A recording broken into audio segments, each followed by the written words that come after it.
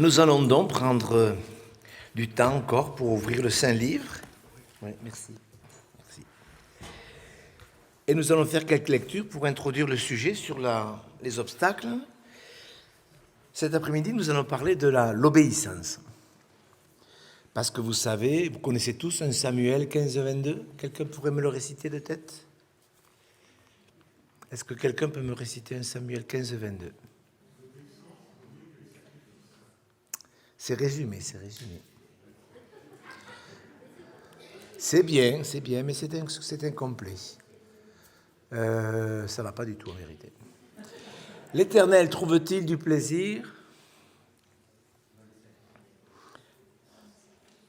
Alors, allez, on le lit. C'est quand même quelque chose, parce que...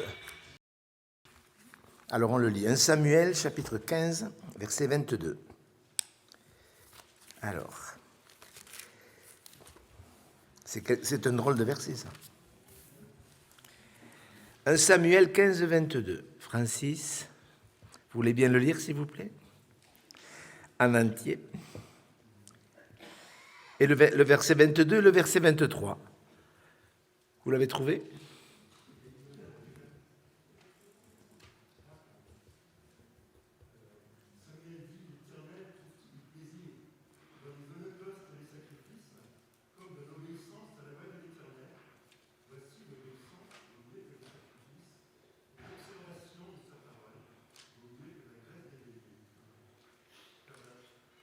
Oui, s'il vous plaît.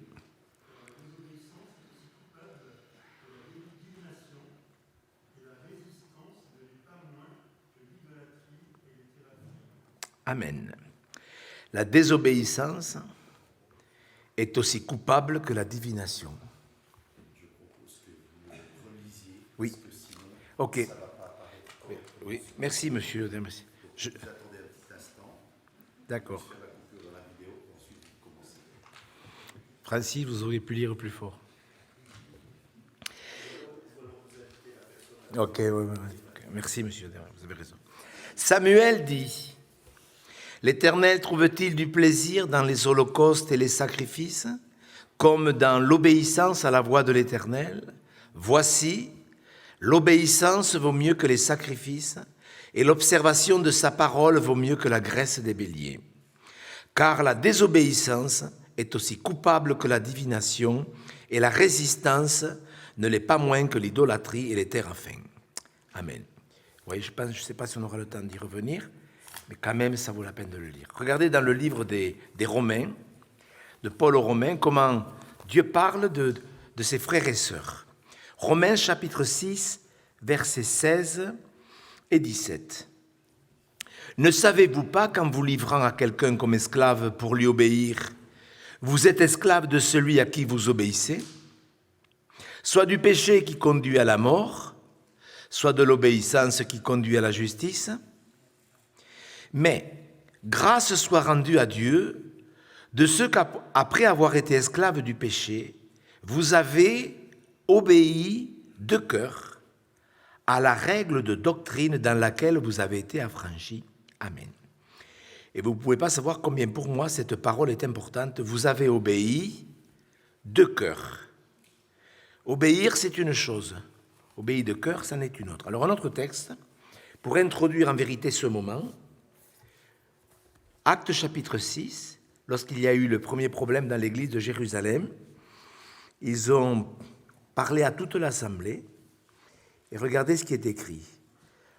Actes chapitre 6, verset 3. C'est pourquoi, frères,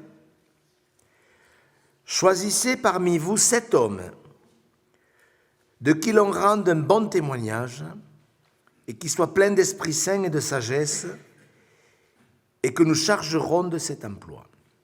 Dans le verset que je voulais utiliser avec vous, pour introduire cette exhortation sur l'obéissance ou la désobéissance, c'est cette affaire de choisir des hommes qui rendent un bon témoignage. Nous ne nous rendons pas compte combien les gens nous observent. Les gens, ils nous observent. Dans nos familles, les gens nous observent. J'étais à Albi dernièrement, et je discutais avec une dame qui souffrait parce que ses 2 fils ne venait pas à l'église. Et je lui ai demandé, mais comment vous vous comportez lorsque vos fils viennent à la maison?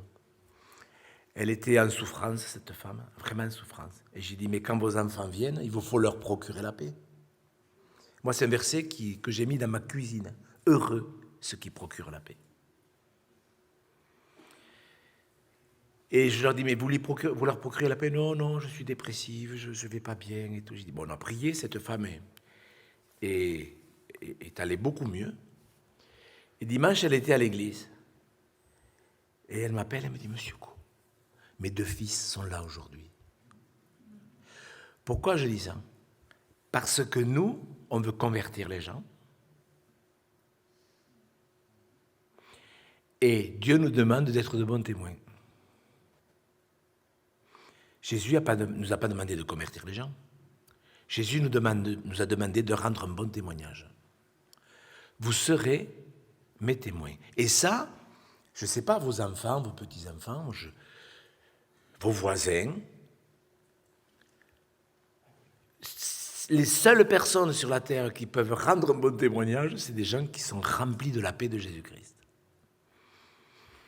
Et je crois que nous confondons les choses. Vous voyez, choisissez des hommes de qui l'on rende un bon témoignage. Nous voulons voir une belle église. Vous voulez voir une belle église? Dieu est encore plus intéressé que nous. Et je pense que nous devons absolument savoir ce que c'est qu'être un homme de Dieu, une femme de Dieu, quelqu'un d'intègre. Je ne parle pas quelqu'un de brillant, un orateur excellent, des gens qui ont des capacités dans un domaine ou dans un autre. C'est une chose, ça. Mais on peut être brillant et intelligent et ne pas faire l'œuvre de Dieu. Dieu veut des gens qui rendent un bon témoignage. Le modèle de la Bible, c'est cela. Est-ce que je rends un bon témoignage? La personne, normalement, la plus qualifiée pour vous répondre, c'est la personne qui vit le plus près de vous. Votre conjoint. Est-ce que vous avez la possibilité de demander à votre conjoint, chérie, est-ce que je rends un bon témoignage?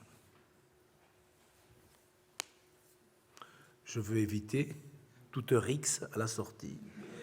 Mais quand même, est-ce qu'on peut poser à son conjoint la question? Sérieusement? Oui ou non? On peut la poser la question? Comment? Vous n'avez pas pris votre épouse? Vous êtes content? Vous me donnerez son numéro de téléphone. Non, mais vous me donnerez son numéro, je ferai le travail à votre place. Mais c'est quand même important que, vous savez, je l'ai dit ce matin, si quelqu'un n'a pas soin des siens, il est pire qu'un infidèle. Ça devrait nous caler, ces paroles de l'Écriture. Vous voyez? Et c'est un modèle, ça. C'est ça le modèle. Hein. Le modèle, ce n'est pas des techniques pour essayer de faire prospérer numériquement l'Église. Parce que là aussi, on peut se poser des questions. Mais pourquoi on a voulu que l'Église prospère? Pourquoi on a voulu que l'Église prospère? Pour avoir un grand auditoire? Vous comprenez ce que je veux dire? Un pasteur peut vouloir que l'Église prospère, mais ce n'est peut-être pas la bonne raison. Oui. Il peut avoir d'autres intentions. Dernièrement, on me parlait d'un pasteur que moi j'ai connu il y a longtemps, qui était un homme, il est décédé maintenant. C'était vraiment un homme de Dieu. Et il a dû dire un jour à des chrétiens proches de lui, qui lui ont posé la question, mais pourquoi tu prêches plus comme avant? Pourquoi tu es moins incisif dans tes exhortations? Il a dit, mais on a fait un gros prêt pour construire l'Église. Si je prêche comme avant, il y a des gens qui partiront. Il était désolé, par contre, il n'a pas botté en touche. Il a été vrai. Il a dit, si je prêche comme je devrais prêcher, il y a peut-être un tiers de l'Église qui partira. Il était en souffrance parce qu'il était pris par un emprunt. Vous voyez? L'Église doit savoir ce qui peut faire obstacle, mais ça en fait partie. Lorsque les les responsables de l'Église ne sont pas des modèles. Mais il n'y a pas que les responsables qui doivent être des modèles. Tous les chrétiens doivent être des modèles et nous devons apprendre dans tous les cas de figure. Je ne sais pas ce que vous êtes en train de traverser. Est-ce que vous pourriez mettre sur écrit qui est la dernière épreuve ou les dernières épreuves que j'ai traversées? Est-ce que vous pourriez, par exemple, après la réunion, venir me voir, me dire, voilà, moi, la dernière épreuve que j'ai traversée, c'était dans le domaine de la santé. Moi, la dernière épreuve que j'ai traversée, c'était dans le domaine de ma vie intime avec ma femme. Moi, c'est dans le domaine financier, etc., etc. Comment vous l'avez vécu, cette épreuve? Comment vous l'avez traversée? Vous savez, souvent, je pense à Paul et Silas lorsqu'ils ont été arrêtés, qu'ils avaient prêché l'évangile, on les a roués de coups, on les a jetés, blessés, dans une prison intérieure. Vous connaissez cette histoire? Et quand on les a jetés dans la prison intérieure, qu'est-ce qu'ils ont fait? Ils étaient dans une prison intérieure. Vous savez ce que c'est vous avez déjà vu une prison intérieure? C'est une prison à l'intérieur de la prison. Il n'y a pas de fenêtre, c'est le noir total. Et ils étaient attachés, ils avaient été roués de coups dans un pays étranger. C'était pas bon signe, ça non plus. Et qu'est-ce qu'ils font? Ils chantent et ils prient. Vous connaissez l'histoire. Et quand ils parlent de cette affaire, regardez avec moi, parce que c'est ce qu'ils ont appris, parce qu'on a parlé dans les chants, tout ça, de l'importance d'apprendre. Et dans 1 Thessaloniciens, ils parlent de cette affaire.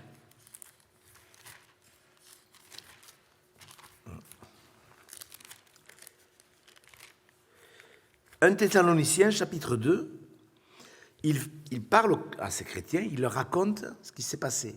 Regardez ce qu'il dit. 1 Thessaloniciens, chapitre 2, verset 1er. Vous savez vous-même, frères, que notre arrivée chez vous n'a pas été sans résultat. Après avoir souffert et reçu des outrages à Philippe, comme vous le savez, nous avons pris de l'assurance en notre Dieu pour vous annoncer l'évangile de Dieu au milieu de bien des combats. Oui, ils ont souffert, mais ils obéissaient. Comme ils savaient qu'ils obéissaient, parce que vous obéissez, vous pouvez avoir des épreuves aussi. Vous êtes d'accord avec moi? On n'a pas des épreuves que quand on désobéit. On peut avoir des épreuves quand on obéit. Vous l'avez vu ça? Est-ce que Joseph a eu des épreuves parce qu'il obéissait? Ben oui. Job a eu des épreuves parce qu'il obéissait. Paul et Silas ont eu des épreuves parce qu'ils obéissaient. Et ainsi de suite. Et voyez, qu'est-ce qu'ils ont pris de l'assurance? Parce qu'ils avaient pris l'habitude d'obéir de cœur. Il y a des chrétiens, quand ils obéissent et qu'ils ont des épreuves, eh bien, ils envoient tout balader. Tout balader. Ce qui est important, c'est de savoir que quand vous obéissez, la grâce de Dieu est avec vous. Il est dit, l'Éternel était avec Joseph, l'Éternel était avec David. C'est dit plusieurs fois. Et quand Dieu nous interpelle, c'est pour nous apprendre à obéir. Alors, vous connaissez, il y a une histoire, on va voir une histoire que vous connaissez bien sûrement. C'est dans Luc. Alors, je l'avais marqué, il me semble. C'est dans Luc, eh bien dis donc. C'est lorsque les apôtres demandent « augmente-nous la foi ». Ah, ça, c'est rare que c'est quand je suis fatigué. On ne me soigne pas assez bien. Il faudrait que vous me soigniez un peu mieux, monsieur. Ça, quand ah bah. Luc, chapitre 17. Regardez bien ce texte. C'est archi important. Alors, on va lire à partir du verset 1er, le Seigneur parle des scandales. Hélas. Jésus dit à ses disciples, « Il est impossible qu'il n'arrive pas des scandales, mais malheur à celui par qui ils arrivent. » C'est triste, hein? Ça, c'est triste. Scandaliser les gens, c'est-à-dire nous les éloignons nous-mêmes du Seigneur. Il vaudrait mieux pour lui qu'on mette à son cou une pierre de moulin et qu'on le jette dans la mer que s'il scandalisait un de ses petits. Prenez garde à vous-même. Si ton frère a péché cette fois, reprends-le. Et s'il se repent, pardonne-lui. On pourrait poser la question, et s'il ne se repent pas? Et s'il a péché contre toi 7 fois dans un jour, et que cette fois il revienne à toi, disant « je me repens », tu lui pardonneras. Donc ils sont interpellés par un sujet sur le pardon, et ils prêchent donc sur le pardon et sur les scandales. Ce qui arrive lorsqu'on entend une exhortation, là on pourrait faire une exhortation sur les scandales dans la Bible, et une exhortation sur le pardon. Vous voyez là, 2 prédications, 2 thèmes que le Seigneur Jésus conjugue. Et regardez la réaction des apôtres. Il parle aux disciples, mais ce sont les apôtres qui réagissent. Donc il devait y avoir des disciples. Il faut voir les catégories de personnes à qui Jésus s'adresse. Souvent, vous allez me dire, bon, c'est pas important, mais si, un peu. Les apôtres dirent au Seigneur, augmente-nous la foi. Alors, cette prière, est-ce que vous l'avez déjà faite? Allez, répondez-moi. Si vous ne me répondez pas, moi je ne vous répondrai pas à la sortie. Vous avez vu? Bon. Est-ce que vous avez déjà fait cette prière ou ce genre de prière? Seigneur, je voudrais que ma foi augmente. Vous l'avez déjà fait? Augmente-nous la foi. Et vous savez que... Pourquoi je dis ça? Parce que j'ai vu, moi, des séminaires entiers organisés sur la foi. La puissance de la foi. Soyez puissants. Rechercher la puissance, etc. Moi, je n'ai jamais vu dans la Bible ce sujet de rechercher la puissance. Dieu peut l'accorder, mais... Et des milliers de gens allaient à l'imposition des mains pour que leur foi augmente. Vous l'avez jamais vu, ça? Moi, j'ai vu des séminaires entiers, des gens qui partaient au Canada ou dans d'autres pays pour que leur foi augmente. Et bien sûr, ça n'a pas marché. Ça n'a pas marché. Ah ouais, vous me soignez mieux, ça va. Vous voyez, je n'ai pas trouvé le verset à cause de vous. Non, je suis gaucher. Merci, monsieur Yoder. Il y a de l'eau dedans, si jamais il y a besoin. Merci, monsieur Yoder. Merci. Augmente-nous la foi. Augmente-nous la foi. Moi, j'ai vu des milliers de gens dans des séminaires, là, attendant que le pasteur leur impose les mains. Je n'ai pas le temps de tout vous raconter, c'est triste, pathétique, risible, je ne sais rien, c'est triste. Et Jésus ne dit pas approchez, je vais vous imposer les mains et votre foi va augmenter. On attend beaucoup de l'imposition des mains. Je crois à la doctrine de l'imposition des mains et ça vaudrait le coup, là aussi, vous voyez, de faire une étude, de voir la première fois où on a imposé les mains dans l'Ancien Testament, etc. C'est très intéressant. Mais regardez ce qui se passe. Augmente-nous la foi et regardez ce que le Seigneur va leur dire. Et le Seigneur dit, si vous aviez de la foi comme un grain de sénévé, vous diriez à ce sycomore, déracine-toi et plante-toi dans la mer et il vous obéirait. Qui de vous, ayant un serviteur qui laboure ou paie les troupeaux, lui dira quand il revient des champs, approche vite et mets-toi à table. Ne lui dira-t-il pas au contraire, prépare-moi à souper, ceins-toi et sers-moi jusqu'à ce que j'aie mangé et bu. Après cela, toi, tu mangeras et boiras. Doit-il de la reconnaissance à ce serviteur parce qu'il a fait ce qui lui avait été ordonné? Vous de même, quand vous avez fait tout ce qui vous a été ordonné, dites, nous sommes des serviteurs inutiles, nous avons fait ce que nous devions faire. Amen. Un homme qui rend un bon témoignage, c'est un homme qui, simplement, cherche à savoir ce qu'il doit faire. Ce n'est pas forcément de grandes choses, c'est que dans le cadre de notre maison, dans le cadre de notre vie de tous les jours, qu'est-ce que c'est que je dois faire?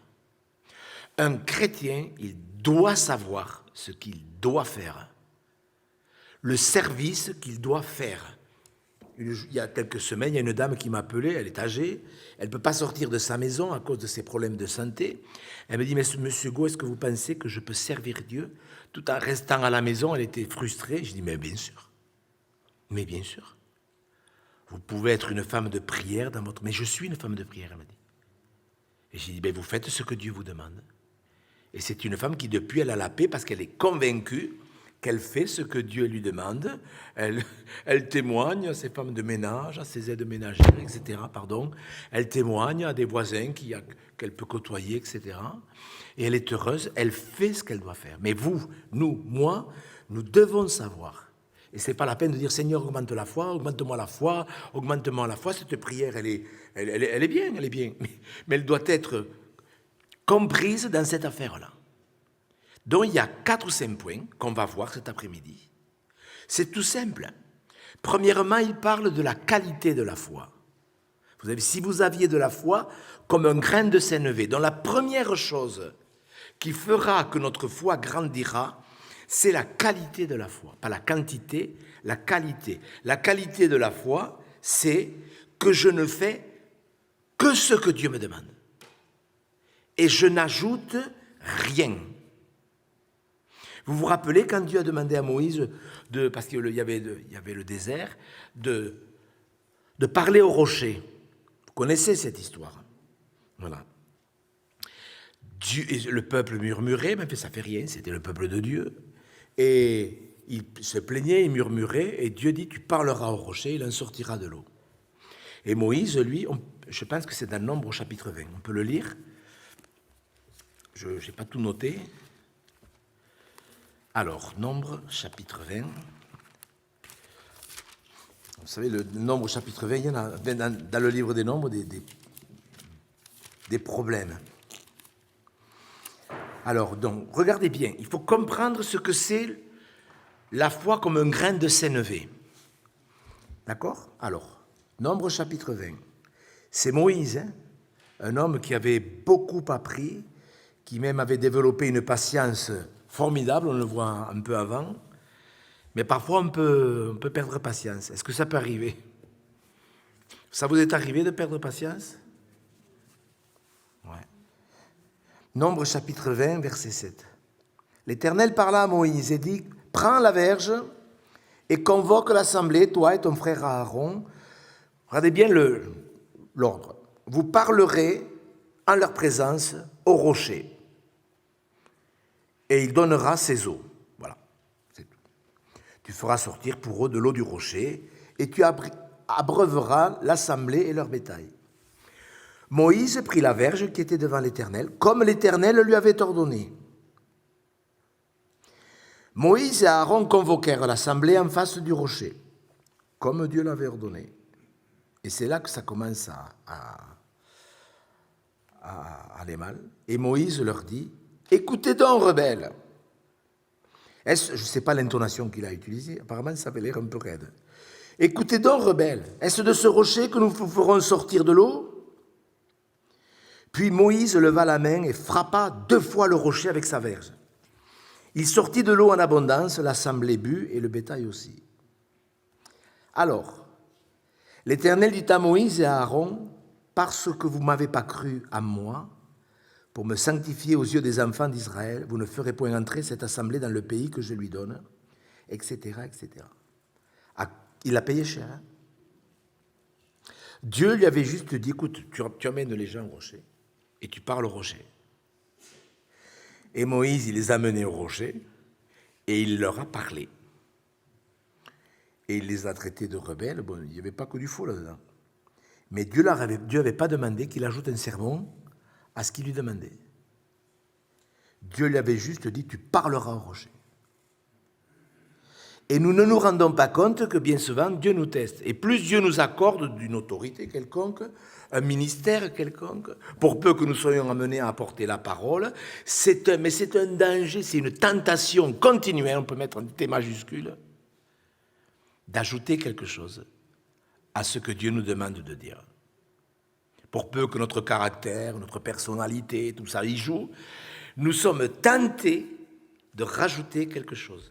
C'est malheureux. Et c'est vrai que c'était des rebelles. Mais Dieu n'avait pas dit, voilà, dis-leur que ce sont des rebelles.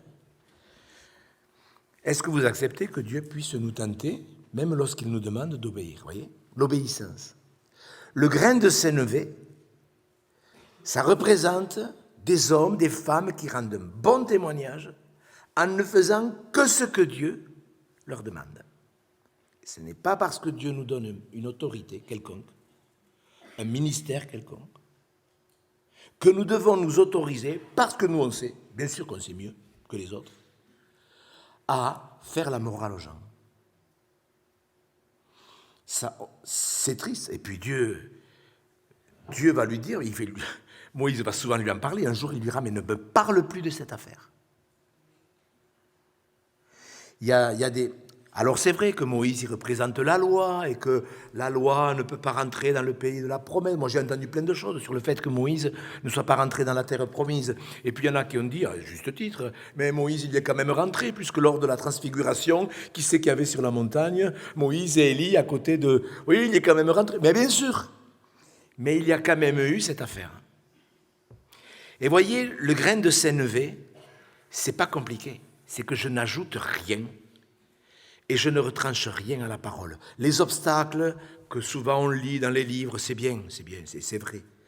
Mais souvent on fait une fixation sur les obstacles, alors qu'il y a des choses qui sont beaucoup plus graves, comme la désobéissance, ou la semi-obéissance, ou le quart de l'obéissance, on obéit, et après on s'autorise à dire, oui, mais j'ai obéi, oui, mais je lis, oui, mais je lis, je prie, oui, mais c'est pas ça que Dieu nous demande.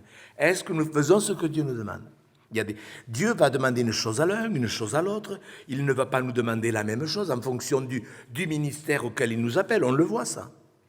On le voit tout le long de la Bible. Si on faisait une étude sur les appels au ministère, Dieu ne demande pas la même chose à l'un et à l'autre. Notre capacité, elle vient de Dieu, mais je dois savoir ce que Dieu me demande.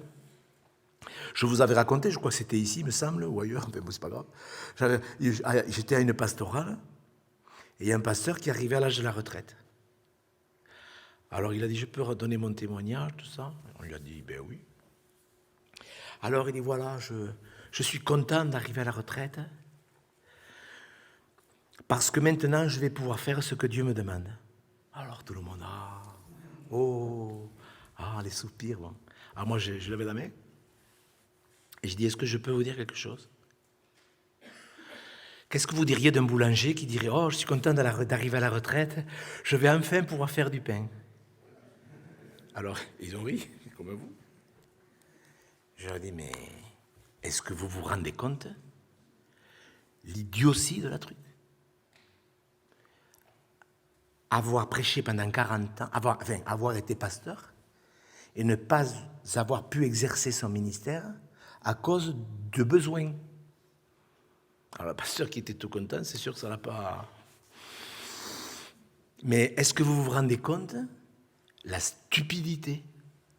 Vous vous rendez compte? Vous vous rendez compte d'un docteur qui dirait vivement que j'arrive à la retraite pour soigner des gens, j'en ai marre de peindre les chambres de l'hôpital, parce qu'il n'y a personne pour les peindre. Oui, attends, mais qu'est-ce que vous diriez? Il est fou, le médecin. C'est vrai ou c'est pas vrai? Mais c'est ce qui se passe.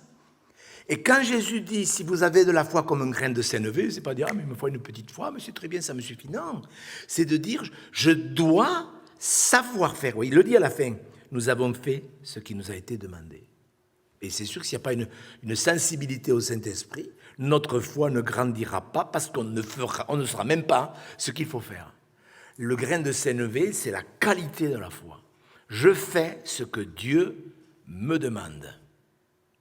Et surtout, je n'ajoute rien et je ne retranche rien. Et nous sommes dans une mentalité religieuse où le modernisme fait qu'on ne fait qu'ajouter ou retrancher. Tout ce que je lis, moi, sur les mouvements religieux, ce n'est pas amener les gens à la nouvelle naissance, ce n'est pas amener les gens à la croix, on n'en parle jamais. Regardez dans les comptes rendus, tout ça religieux. On ne parle jamais de la croix, jamais de la nouvelle naissance, jamais de repentance et de conversion. On ne parle que de méthode. Que de méthode. Je peux vous dire qu'on est loin de la foi qui va augmenter, croyez-moi, aujourd'hui. Mais nous, on se corrige. Et il finit, le Seigneur continue. Vous avez vu, il ne s'est pas arrêté. Si vous avez de la foi comme un grain de sénévé, eh bien voilà, votre foi augmenterait. Non, il parle après maintenant d'un laboureur ou d'un cultivateur qui, de vous, ayant un serviteur qui laboure ou paie les troupeaux. Alors, ce que ça fait allusion au serviteur qui laboure, celui qui nourrit les brebis, etc., les évangélistes, les pasteurs, qu'importe. Bon, chacun doit savoir ce qu'il a à faire. Un serviteur de Dieu, il doit faire les choses par conviction. Donc, il y a le fait d'avoir une qualité de foi, mais quel est mon service? Est-ce que je suis appelé à labourer? Est-ce que je suis appelé à paître les troupeaux? À quoi Dieu m'appelle? Moi, je le sais. Il y a des pasteurs, ils vont se présenter devant Dieu. Alors, je ne sais pas comment ça va se passer, je ne suis pas qualifié pour. Le peu qui est dit dans la Bible me permet de dire ce que je vais dire. Mais Dieu risque de dire à des pasteurs, mais qu'est-ce que tu faisais dans le ministère? Je t'ai jamais appelé au ministère. Et l'inverse, tu aurais dû rentrer dans le ministère et tu n'y es pas rentré. Je vous dis ça pour que nous comprenions bien qu'il y a des gens qui ne savent même pas ce qu'ils doivent faire. Ils n'ont pas de conviction. Ou alors ils font les choses parce que quelqu'un leur a dit « Ah, tu joues bien de la guitare. » C'est pas pour toi que je parle, je dis ça, mes sœurs. Tu joues bien de la guitare, tu pourrais être meneur de chant dans l'église. Mais on l'a eu fait ça, on l'a entendu. Vous l'avez jamais vu ça? Ah, il parle bien. Ah, il parle bien, le jeune homme là. Il ferait un bon prédicateur. Vous croyez? Ah oui. Vous pensez vraiment? Ah oui, on est plusieurs à le penser là. Ah bon? Tu veux pas rentrer dans le ministère? Ah ben non. Allez, si quand même. T'es au chômage en plus, tu vois. Ah bon? Oui, on le sent, on l'a à cœur. Et voilà, on a fait rentrer des gens dans le ministère comme ça. On a détruit des églises. On a détruit des foyers pastoraux en même temps, parce que le gars qui ne fait pas ce que Dieu lui demande de son ministère, ça ne va pas bénir la maison. Et voyez que chacun a en son esprit une pleine conviction. Je suis appelé à labourer, je laboure. Je suis appelé à nourrir un troupeau, je nourris un troupeau. Je le fais comme il faut. Je suis appelé à quoi? Je ne sais pas. Je sais pas. Je me tiendrai devant Dieu, comme on l'a vu ce matin. Je chercherai Dieu jusqu'à ce qu'il me montre ce que je dois faire. Moi, je peux vous dire que je ne voulais pas rentrer dans le ministère. J'ai supplié Dieu de ne pas rentrer. Je l'ai supplié, j'ai même pleuré. J'ai commencé à demander des signes à Dieu. Et Dieu m'a montré qu'il fallait que je rentre. Et j'ai dit une chose à Dieu que je n'aurais jamais dû dire. Je l'ai pensé 30 secondes, à peu près, 20 secondes. J'ai dit à Dieu, tu vois, je sais que tu ne te trompes jamais. Mais là, je pense que tu t'es trompé. Je l'ai pensé, 30 secondes. Puis après, je savais que j'avais dit une bêtise. Mais je savais qu'il me fallait rentrer dans le ministère. Je le fais pour obéir. Voilà. Et nous devons savoir, si nous voulons voir Dieu bâtir son Église, je ne sais pas si vous vous rendez compte, c'est après la venue de Jésus sur la terre, qui est la plus grande chose qui existe.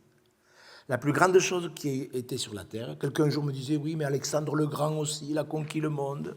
Je dis, oui, avec le sang des autres. Non, mais il y a des gens qui comparaient Jésus-Christ à Alexandre le Grand.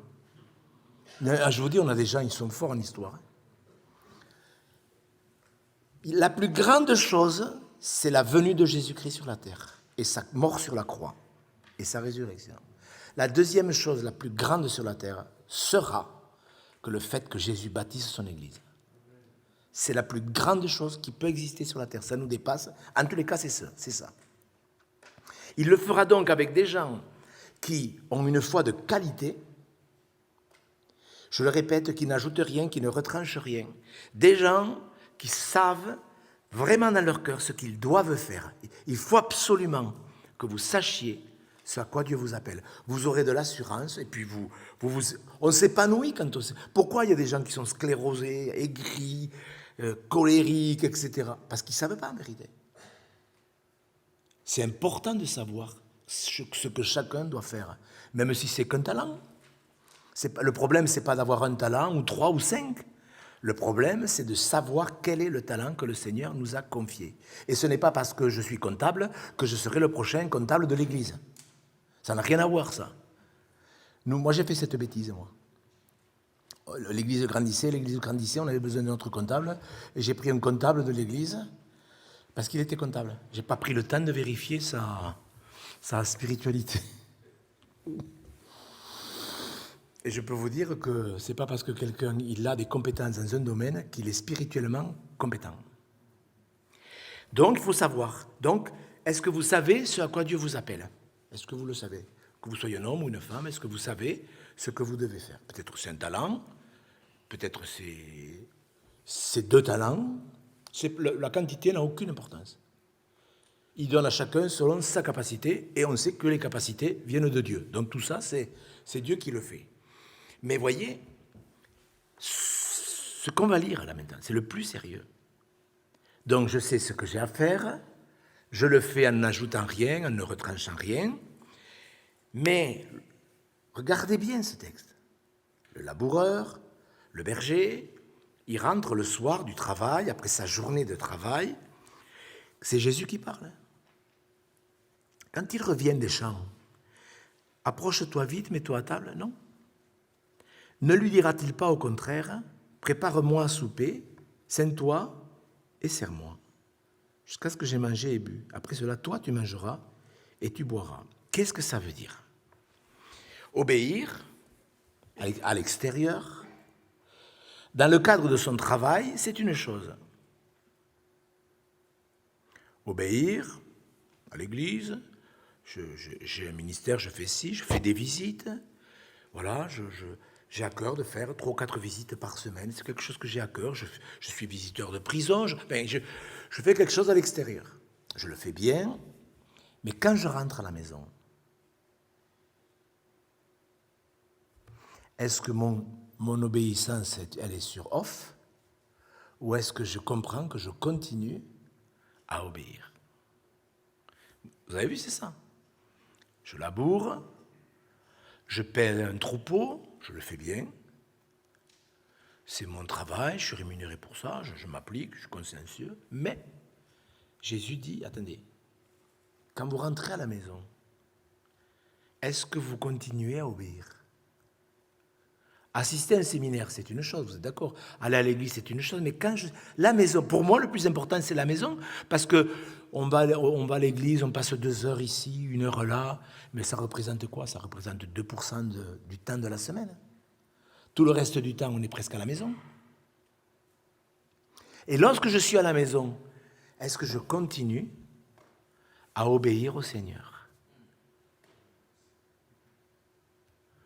C'est ça la foi qui grandit.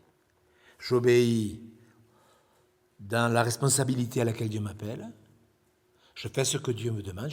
Si je ne sais pas trop, eh ben, on se remet au travail. Vous voyez ce pasteur qui a dit vivement que je sois à la retraite pour faire ce que Dieu me demande, c'est archi grave. C'est archi grave. C'est vraiment grave. C'est pour ça, vous voyez, que moi, je le dis, je ne règle pas des comptes, moi, j'ai aucun compte à régler. Mais j'ai été pendant 38 ans dans un mouvement soi-disant pentecôtiste, il n'y avait rien de pentecôtiste, à part le nom. Quelqu'un qui est rempli du Saint-Esprit, je peux vous dire, il sait ce qu'il a à faire. Il obéit dans la capacité qu'il a reçue au don auquel il est appelé, et quand il arrive à la maison, il continue à obéir. Et je nous pose la question, est-ce que nous obéissons quand nous sommes à la maison? Est-ce que vous aimez obéir à la maison? Ou est-ce qu'à la maison, je me lâche, moi je fais ce que je veux, on n'a rien à me dire, mais faites-le, faites ce que vous voulez. Mais je peux vous dire que Dieu ne vous utilisera pas. Je pense que quand on obéit de cœur. C'est sérieux, hein? Doit-il de la reconnaissance à ce serviteur parce qu'il a fait ce qui lui était ordonné? Quand vous avez fait tout ce qui vous a été ordonné, dites, nous sommes des serviteurs inutiles. Ce qui nous montre l'humilité. Vous voyez, il y a dedans, dans cette parole que Jésus utilise, il y a cette dimension d'humilité. J'ai obéi du début de la journée à la fin de la journée. J'ai pu obéir à Jésus-Christ tout le long de la journée. Ben, c'est une grâce de Dieu. Oui ou non? Est-ce qu'on est meilleur que les autres? Bien sûr que non. Mais c'est une preuve d'humilité. Oui, j'accepte le fait que l'obéissance, elle doit être complète.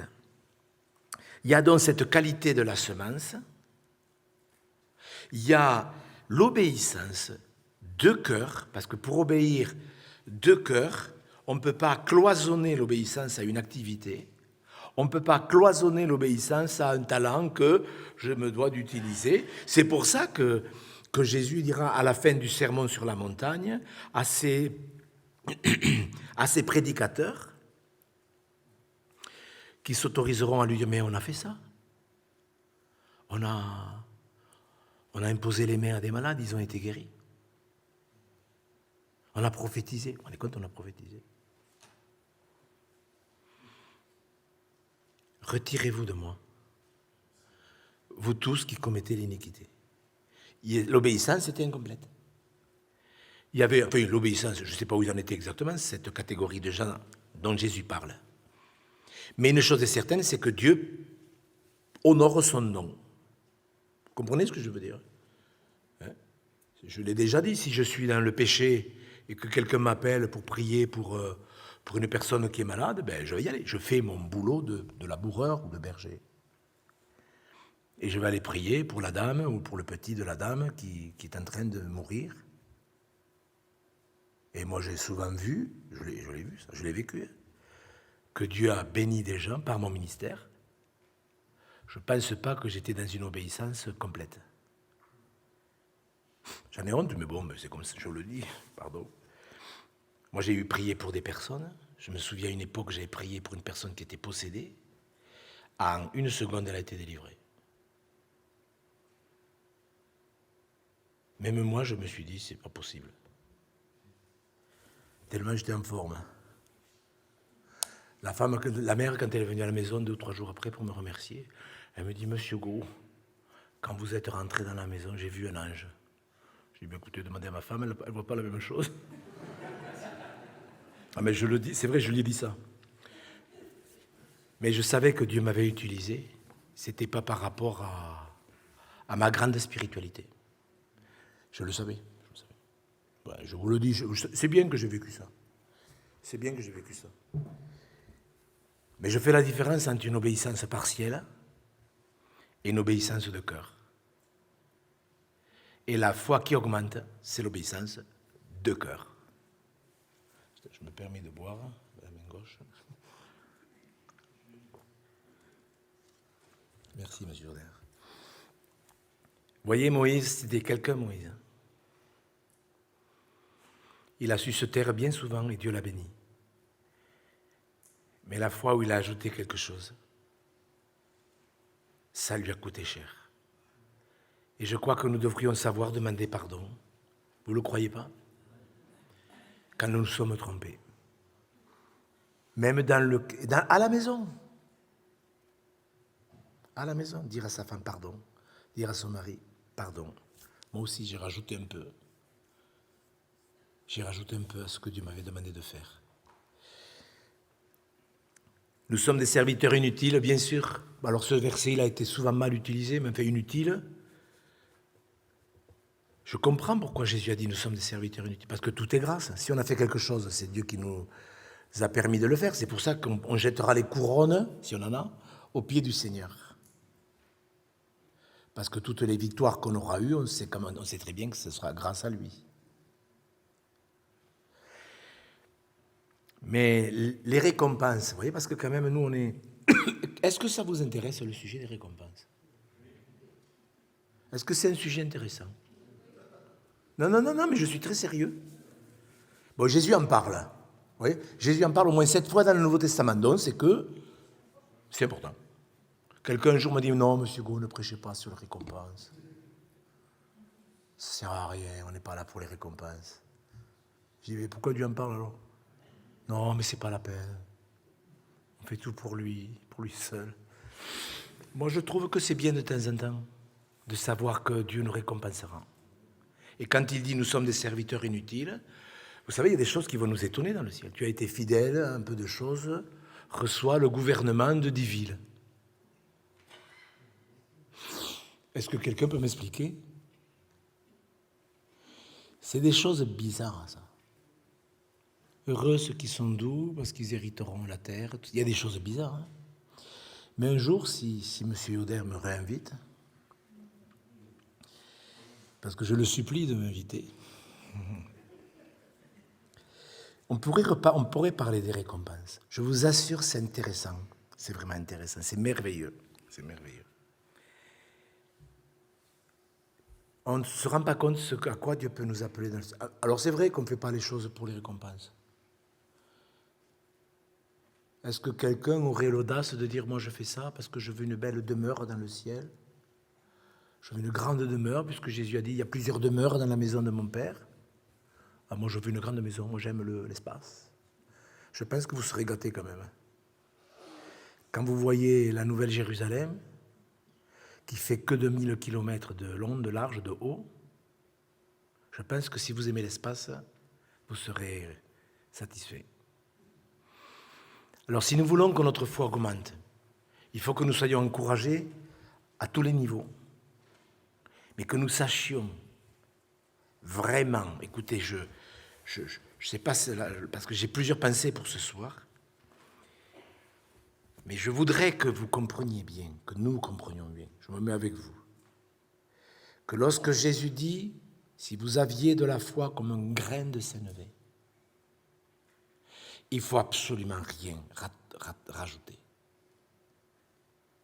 Et il ne faut pas s'appuyer sur ce à quoi on est appelé. Regardez avec moi dans Jérémie au chapitre 9. Je ne vais pas penser parler de ça, mais je vous le dis parce que j'ai tellement vu, moi, de pasteurs accepter des fausses doctrines. Vous savez que dans les derniers jours, il y aura des fausses doctrines. Des faux docteurs, des faux prophètes, des fausses églises, des faux bergers. Enfin, c'est archi grave. Paul parle de notre Jésus, de notre esprit, de notre évangile. On est là-dedans. Et dans Jérémie, j'ai fait une étude avec les frères et sœurs d'Albi. Et j'avais ce fardeau sur le cœur, c'est le fait de savoir ce qui est agréable à Dieu. Et on va lire un texte dans Jérémie au chapitre 9. Parce qu'il y a des choses que le Seigneur nous accorde. Vous voyez, on parlait de labourer, de faire, de savoir cuisiner, etc., etc. Dieu peut nous accorder de la sagesse. Vous êtes d'accord? On parlait ce matin de demander à Dieu du discernement. On a demandé à Dieu du bon sens, de la sagesse, etc. Mais ça peut nous jouer des tours, ça. Il faut savoir gérer les capacités, les dons, les talents que Dieu nous donne. Et il ne faut pas que ça remplace Dieu. C'est ça la foi, le grain de sénévé. Jérémie 9, verset 23. « Ainsi parle l'Éternel, que le sage ne se glorifie pas de sa sagesse, que le fort ne se glorifie pas de sa force, que le riche ne se glorifie pas de sa richesse, mais celui qui veut se glorifie d'avoir de l'intelligence et de me connaître. » Ça revient à ce que j'ai dit ce matin, chercher l'Éternel. De savoir que je suis l'Éternel qui exerce la bonté, le droit et la justice sur la terre, car c'est à cela que je prends plaisir, dit l'Éternel. Quelqu'un qui veut avoir une foi comme un grain de sénévé, c'est quelqu'un qui cherche à comprendre la volonté de Dieu. Vous voyez, on peut prêcher, vous voyez, sur je veux savoir tout ce qui fait obstacle à la prière. C'est excellent, et je peux pour cela demander de la sagesse. Et je vais demander de la sagesse à Dieu. Et il faut demander de la sagesse. Mais il ne faut pas que la sagesse remplace le Dieu qui donne la sagesse. Il ne faut pas que la force que Dieu m'accorderait, la force spirituelle, il ne parle pas de force physique, que le fort ne se glorifie pas de sa force. C'est formidable d'être fort spirituellement. Oui ou non? Mais ça peut nous faire tomber dans l'orgueil. Je suis fort. Et les faiblesses, bon, j'accepte qu'il y ait des faiblesses, supporter les faiblesses, mais enfin, moi, pendant longtemps, ça m'a agacé, moi, les chrétiens, toujours faibles. Et puis j'ai compris que l'Église, quand même, pouvait se bâtir avec des chrétiens faibles. Pas des rebelles, hein. Je ne parle pas des rebelles. L'Église, elle peut se construire avec des chrétiens faibles. Vous qui êtes forts, supportez les faiblesses de ceux qui ne le sont pas. Dieu accepte le fait qu'il y ait des gens faibles. Bon, c'est comme ça, c'est très bien sûrement, c'est sûr. Mais voyez, on peut s'enorgueillir de quelque chose que Dieu nous donne. Et c'est tellement important pour nous, mais pardon, on peut le comprendre avec l'apôtre Paul, que Dieu lui a envoyé une écharde qu'il a dû endurer toute sa vie pour pas qu'il devienne orgueilleux. Vous êtes d'accord? Il a reçu une écharde, il l'a gardée toute sa vie. Parce qu'il y a des choses qui sont plus importantes que la guérison. Donc l'apôtre Paul a gardé cette écharde. Et alors il a prié 3 fois, parce qu'il ne comprenait pas. Vous voyez, c'est ça, chercher Dieu. Pourtant, Paul, c'est quelqu'un, il a prié 1 fois, pas de réponse. 2 fois, pas de réponse. Et la 3e fois, il lui dit, mais ma grâce te suffit.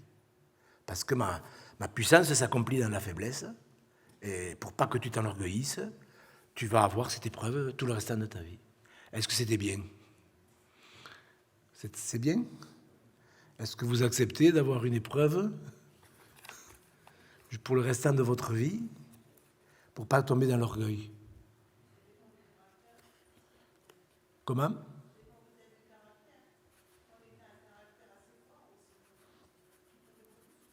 Non, je ne pense pas que c'est lié au caractère. Je ne pense pas que c'est lié au caractère. Mais enfin, Dieu, il connaît notre vie. Et il sait ce qui pourrait nous empêcher d'être l'homme ou la femme que Dieu veut que nous soyons. Vous voyez ce que je veux dire? Il le sait. Nous, on ne le sait pas trop bien. Est-ce qu'il y a une chose qui pourrait nous enorgueillir? Ben, sûrement. Je ne sais pas si oui, ça peut se mettre dans la catégorie caractère. Mais enfin, Dieu, il sait combien notre vie peut lui être utile, à tous. Parce que si le salut d'une âme dépend de vous, je crois que ça vaut la peine, hein, que Dieu s'occupe de notre caractère. Oui ou non? Si le Seigneur vous disait, ma fille, mon fils, il te reste encore une âme à sauver. Je vais t'utiliser pour une âme. Est-ce que ça vaut la peine de vivre? Pour une âme? Je pense que cette âme-là, dans l'éternité, elle sera reconnaissante. Parce que nous, on est là, oui, mais moi, je n'ai pas la valeur de l'apôtre Paul. Mais bien sûr, mais moi, personne. Mais pour le salut d'une âme, vous voyez, c'est pour ça qu'on a de la valeur aux yeux du Seigneur. Et il ne faut pas commencer à dire, oui, là, moi, j'ai reçu un talent, moi, j'en ai reçu 3. Combien t'en as? T'en as qu'un? Ah, oh, c'est pas grave. Moi, j'en ai 5. T'en as qu'un? Ouais. Ne l'enfouille pas, au moins, hein, ne l'enfouille pas. Vous voyez, et que le fort ne se glorifie pas de sa force, que le riche, voilà, la richesse dans tous les domaines. Elle peut être matérielle, pour aider l'œuvre de Dieu. Moi, j'aimerais, si j'ai le temps, de partager un sujet avec vous par rapport à la détresse de certaines personnes en France. Parce que nous sommes de plus en plus en contact avec des personnes qui ont souffert des drames. Des chrétiennes qui ont été amenées à faire des erreurs en se mariant avec un inconverti. Elles ont pensé qu'elles pourraient le convertir. Et aujourd'hui, elles se retrouvent dans des situations difficiles. Et vu le nombre de gens qui nous écoutent, je me dis, si chacun pouvait participer à quelque chose, on pourrait aider plein de personnes dans la détresse, vraiment. Je ne sais pas si on aura le temps d'en parler, mais je veux le faire de manière intelligente. Donc, voyez, la force, la sagesse, tout ça, les capacités, les talents, il faut les utiliser, mais il ne faut pas que ça nous desserve. Que celui qui veut se glorifier, c'est ça le grain de sénévé, se glorifie de savoir que je suis l'Éternel qui exerce le droit, la justice et la bonté sur la terre. C'est à cela que je prends plaisir. Et je peux vous dire que quand on commence à contester avec Dieu, notre foi, elle ne ressemble pas à un grain de sénévé. Notre foi, elle est en train de disparaître. Dieu exerce le droit sur la terre. On ne dirait pas. Avec ce qui se passe, c'est sûr qu'en France, on a du mal à voir un pays dirigé par les droits divins. Mais nous, notre royaume, il n'est pas ici. C'est sûr, quand on voit en France, on a le droit de blasphémer, c'est sûr que ça change des droits de la parole de Dieu. Mais nous, on ne doit pas se braquer par rapport à des lois perverses du monde. Nous, on doit s'appliquer à connaître les lois de Dieu. Et toutes ces lois sont parfaites. Toutes. Et le grain de sénévé, c'est ça. Le problème, c'est qu'il y a des chrétiens qui vont dire « Oui, je suis d'accord avec la prédication de M. Go, c'est vrai, c'est bien ce qu'il dit, c'est bien. » Oui. Mais dans les faits, est-ce que vraiment je suis un chrétien obéissant partout, de cœur, ou est-ce que je suis un obéissant partiellement et rebelle partiellement, ce qui fait que je suis disqualifié. C'est pour ça qu'elle l'a dans l'église de Jérusalem, et il faudra le faire dans son église, lorsqu'on choisit des gens, hommes, femmes, on choisit des gens nés de nouveau, qui rendent un bon témoignage. Et ça, l'église le voit. C'est pas vrai? Je pense il y a des trucs qui me viennent à l'esprit, je n'ai pas le temps de l'expliquer. Mais je peux vous dire qu'il y a des églises, ils ont élu des gens par copinage. Et non pas par spiritualité. J'ai un exemple qui me vient à l'esprit. Il y a une chrétienne qui est venue me voir l'autre jour, elle me dit, voilà, monsieur Gouin, j'ai une question à vous poser. Dans une église, on a proposé deux frères, pour le conseil d'administration. Et il y en avait un qui a commis des choses graves dans l'église, auprès de jeunes filles. Mais comme toutes les familles le connaissaient, il était gentil, bien sûr, il était gentil, ça c'est sûr. Ils ont voté pour ce gars. Et le gars, l'autre que je connaissais bien, puisqu'il a été à l'église où j'étais pendant 20 ans, un gars directeur de la poste, etc., ils l'ont refusé. Vous voyez un petit peu? C'est vrai tout ça.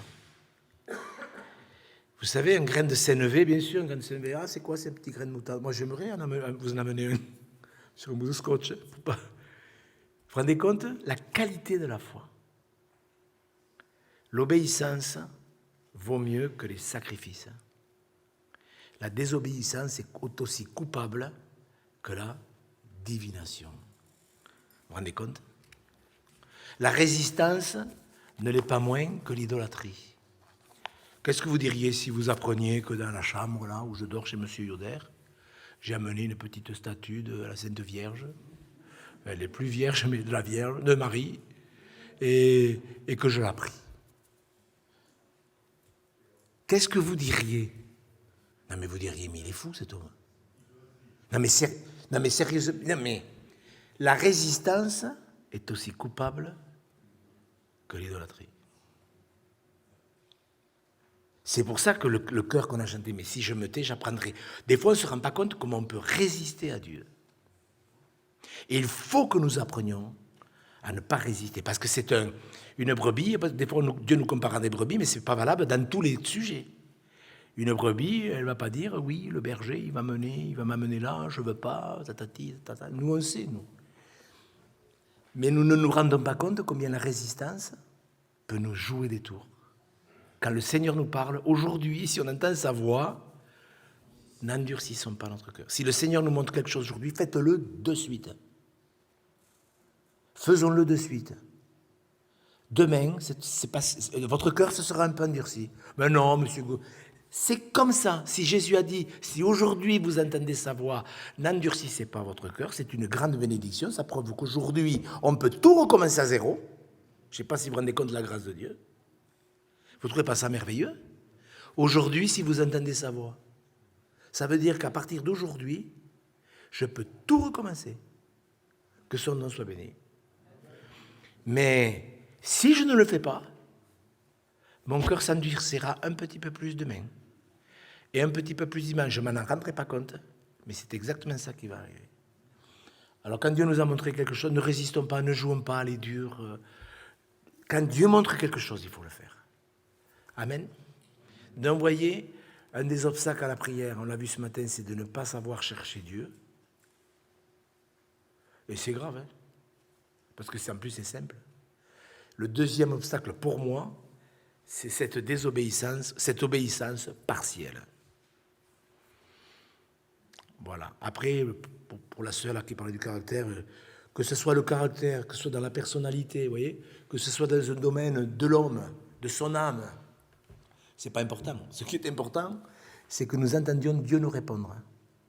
Ma grâce te suffit. Voilà, ça c'est le plus important. Vous croyez que sa grâce nous suffit? Ouais. J'ai fini. Est-ce qu'il y a une question? Est-ce que c'est un sujet qui vaut la peine de méditer tout seul chez soi? Tiens, je vais prendre ma concordance et méditer sur l'obéissance et la désobéissance. Oui, mon frère Joseph.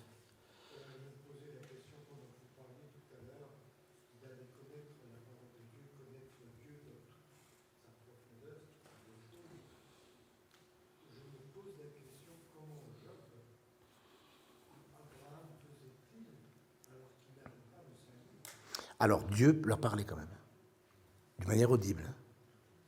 Vous avez remarqué, dans l'Ancien Testament, l'Éternel leur parlait. Dans les derniers jours, Dieu nous parle par le Fils, donc par la Bible. Il peut nous parler audiblement. Moi, ça m'est arrivé deux ou trois fois, où Dieu m'a parlé. Alors, j'ai entendu sa voix. Je ne sais pas si c'était en dehors ou en dedans, mais Dieu m'a parlé. C'est sûr et certain, avec ce qui s'est passé, Dieu m'a parlé. Quand j'ai failli arrêter le ministère, Dieu m'a parlé. Le ministère. Oui, oui. Comment?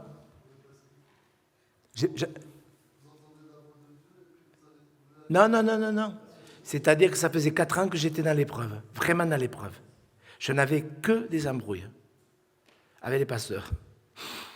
J'avais que des problèmes. Pas avec les chrétiens, avec les pasteurs. Mais grave, des trucs graves, des calomnies, vous savez, bon, ça, à un moment ça va, une fois, deux fois, trois fois. Des problèmes dans tous les domaines. Dans tout, physique et tout. J'ai eu des problèmes.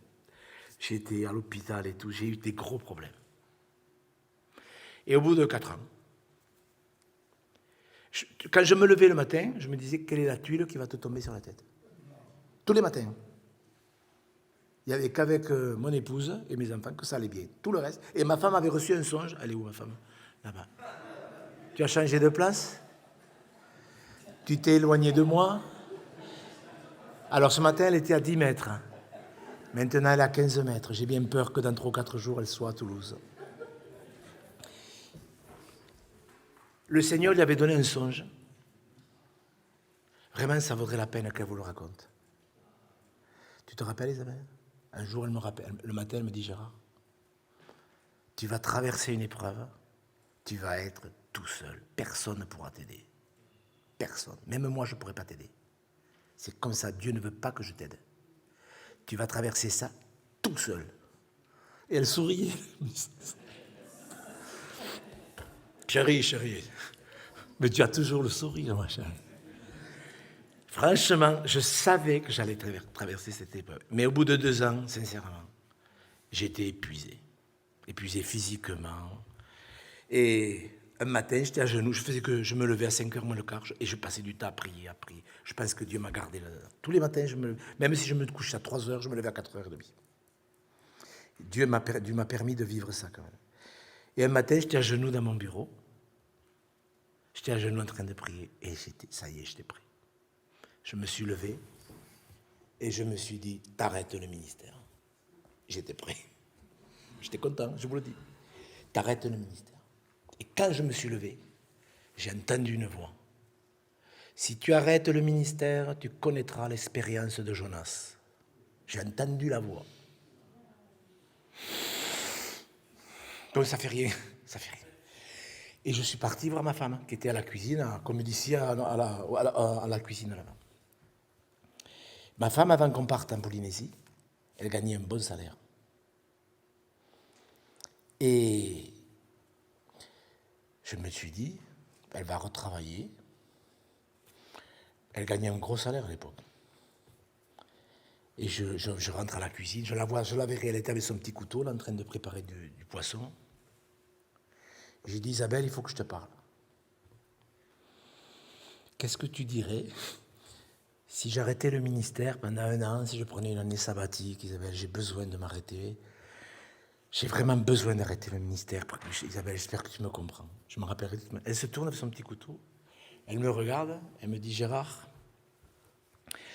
si tu arrêtes le ministère, tu connaîtras l'expérience de Jonas. Alors je dis, écoute, on me l'a déjà dit. Je suis reparti à mon bureau. Véridique. Et je savais que c'était vrai. Je savais que c'était vrai, que j'allais me prendre une épreuve, il ne fallait pas que j'arrête. Parce que vous voyez, bon, vous ne me connaissez pas, mais moi, prêcher, ça ne m'intéresse pas. Je ne sais pas comment vous le dire. Moi, je n'ai pas besoin de prêcher. Moi, j'ai besoin d'obéir. Est-ce que vous comprenez ce que je veux dire? Moi, ce n'est pas la prédication qui m'intéresse. Moi, si Dieu, quand j'ai fait l'AVC, que le neurologue m'a dit, Monsieur Go, vous ne prêcherez plus, j'ai dit au Seigneur, écoute, ça, c'est ton problème. Ah, mais sérieux, je ne pouvais pas parler, j'étais paralysé.